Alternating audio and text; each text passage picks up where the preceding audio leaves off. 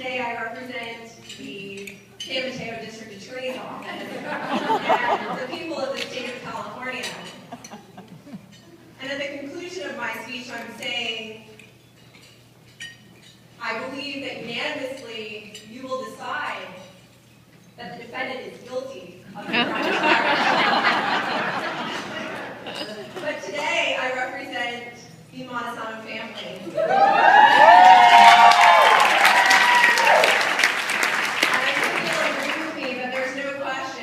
Ladies and gentlemen of the jury,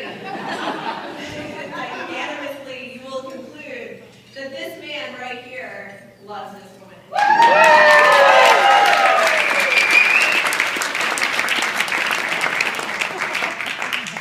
As many of you have probably noticed, Lauren and I, as twin sisters, we don't look anything alike. And for most of our lives, we have been hearing that very statement. And while this is certainly true, my mom did everything that she could to make us seem like twin sisters. It started at a very early age when she began dressing us in same clothing. But this was very short-lived because Lauren and I had opinions of our own on the matter. Although I would say that if I had my choice today, I would gladly accept every piece of clothing in the world. I would wear it with pride.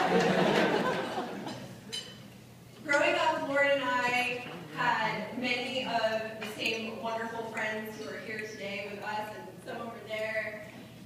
We played the same sports, we sat in the same classes, but we have never been like most twins.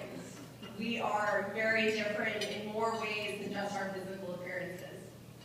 And those differences have taken us to different sides of the country, down very different paths. And activities that we used to do every single day together, we now do separately on different sides of the country. As I prepared to come back to New York for Lauren's wedding, I had an opportunity to reflect upon our relationship together. And I realized that while I focused so much time on our differences, I failed to see that there's always been something very, very similar.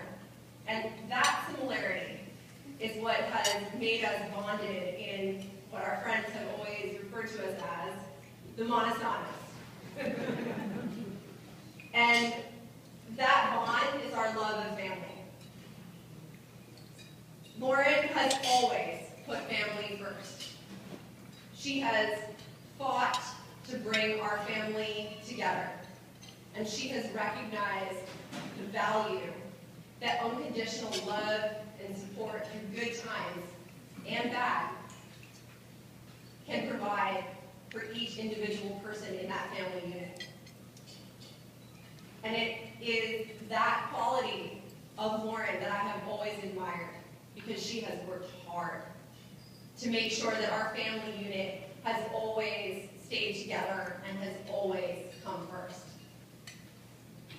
It's often remarked with a sigh, you can't choose your family. Right? You can't do that. But that's not always true. And the one time that it's not true is when you choose your life partner. And I am so very proud of the choice that Lauren has made today and Eric. I have had the privilege of watching over the past 9 years as Lauren and Eric have grown together stronger as a family unit. And while it is today that they make that family known to their community, they have always been a family from the beginning. They have supported each other through big career changes, through academic decisions, through the loss of family members. And they have also been there to share wonderful times, the times when they bought their first house together and created that house in exactly the fashion that they wanted, even though that may have been bad at certain moments. They made that house amazing. They brought 2 dogs into that house that they now refer to as their kids. And I know it won't be long until there are actual kids running around in that house. Lauren and Eric represent the best that the family unit has to offer, and I am so happy to be a part of their family. So please join me tonight in congratulating Lauren and Eric for making an excellent decision and choosing each other tonight.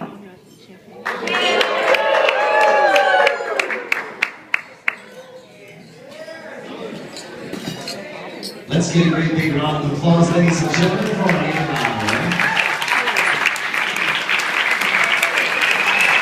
Now we're going to hear from our best man.